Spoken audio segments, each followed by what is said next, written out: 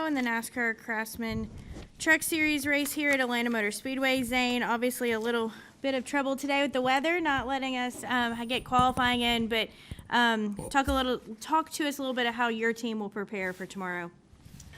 Yeah, I mean, obviously wish we got to qualify. I feel like any time for any of the drivers here is crucial just because it's new for everyone. And so I felt like from what I had last year in practice to the race were two completely different trucks, and it felt like two completely different racetracks just from how green it was. So a little curious on how that'll be tomorrow for the start of the race.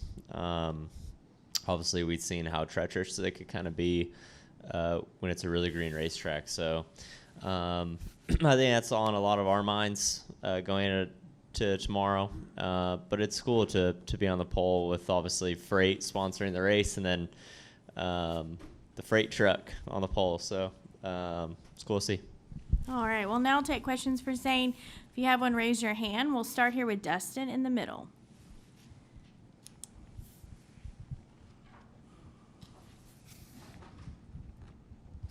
Dustin Long, NBC Sports. Zane, did you go out onto the track for the track walk earlier today? And if so, what did you see in terms of the apron, the pit entrance, and what that's the potential challenges? And I don't even know if you tried that on a simulator this week. Yeah, I mean, I didn't walk the track or anything, but done a lot of rewatching last year's race on whether it's the truck, Xfinity, or Cup side. Went and checked out the pit box some. You always forget how short and narrow the pit boxes are here, so I think that'll be something to remember. But pit road is going to be crazy this weekend. Obviously, try to practice it some on the sim, but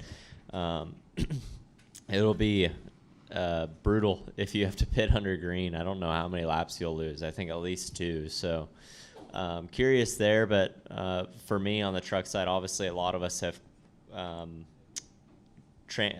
changed over to the digital dash, which is different from the Cup side. The Cup side uses McLaren, I want to say, and so for us, we've kind of been struggling a little bit on running lights. I don't know if it's refreshing too much or not refreshing enough. So actually for this weekend, I have a digital dash along with the tack, so just for how long this pit road is going to be. And so just trying to maximize all areas, and felt like we have a pretty good plan going into tomorrow.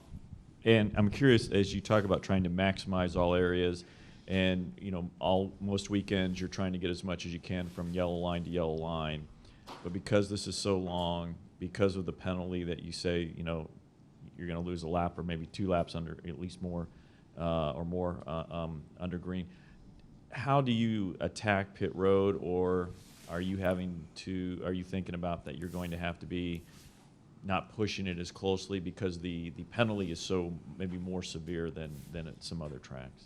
Yeah, I think there's going to be a little bit of both there. I mean, good thing I guess for us is we shouldn't have to worry about a green flag stop, but you never know what's going to happen. Obviously, people are going to have a rough day and have to pit under green most likely. So hopefully we're not one of them, but yeah, I mean, I feel like it's definitely needs to be an area where people are smart with it and not pushing it. Obviously, it's easier said than done with being in the corner. We run a different set of lights, and I think for most people too, even the middle of pit road is a different set of lights. So this is a pretty tricky pit road that people don't really think about.